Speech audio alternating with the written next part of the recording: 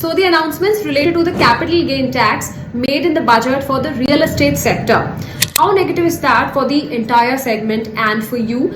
Today we will do the simple calculation and will make you understand that how it's gonna affect in the longer run. So if we just go by the simple calculation, so if you have acquired the property in 2015-16 and that is sold in 2023 and 24, so how the tax is being calculated on the total acquisition. So the actual cost of acquisition that was purchased for around 50 lakh and the cost inflation in 2015 to 16 that was come to 254 and as compared to 223 to 24 it is 348. Just look by this number. So what will be the indexed cost of acquisition? This will be around 68 lakh. सो अब जो हुआ ये है, अगर हम old tax रजीम और new tax रजीम दोनों में चेंज देखें, सो कितना आपका टैक्स इसमें लगेगा. सो फॉर एग्जांपल जो इंडेक्स्ड अमाउंट है that is 75 lakh. Now if I talk about the old tax रजीम which was 20% with the indexation benefit.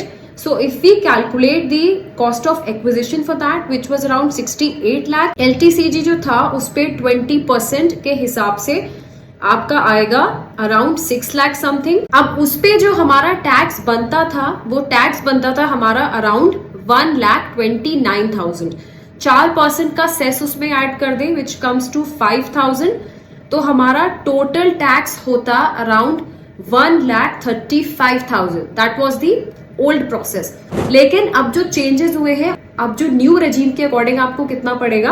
Cost of acquisition 75 lakh का तो है 50 lakh. According to the new rule 12.5% LTCG without taxation benefit के हिसाब से देखें तो LTCG कम्स टू 25 लाख और उस पे टैक्स कैलकुलेट करें 12.5% के हिसाब से तो विच विल कम अराउंड 3,12,500.